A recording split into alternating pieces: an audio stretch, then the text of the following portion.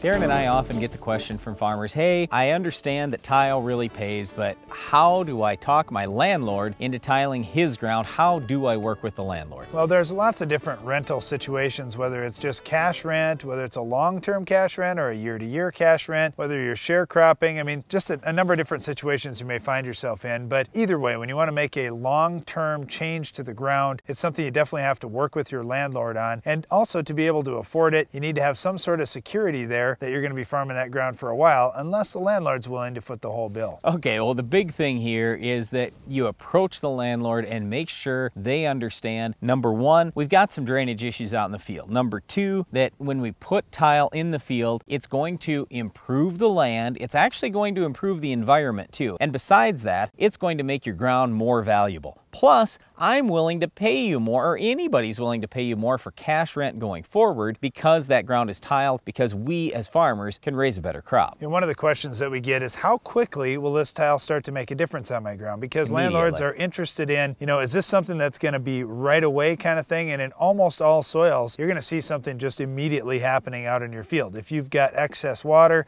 and that water starts to leave, it's going to improve things. Now, if you're bone dry, obviously that tile's not going to do anything. It still made a difference, okay? So in almost all cases, tile's gonna make the difference. And as a farmer, you already know that, all right? We're not telling you anything you don't know. But what we are talking about here is, how do you convince the landlord that I should be doing this? All right, there are two approaches that we've done on our farm and that we talk to farmers about. Number one is, you say, okay, if you're willing to invest an extra, whatever it is, let's call it $20,000 to tile your land, then I'm willing to pay 10% of that in immediate rental increase. So if it was $20,000, 10% of that is $2,000, so we immediately raise the rent by $2,000. For some landlords, they're not gonna like that approach. We'll get to option two here in just a second. But anyway, the first choice is, I'd have the landlord pay for everything. I'd just increase my cash rent. That way I have nothing out of pocket. I have no extra risk. I don't have to have a long-term contract, nothing else. I just have the landlord invest the money. I raise the rent. Okay, and how I pitch the landlord is, this is a 10% return on your money. Chances are you got money that's sitting in the bank right now making 0.5%. Why not get a 10% return? Oh, and by the way,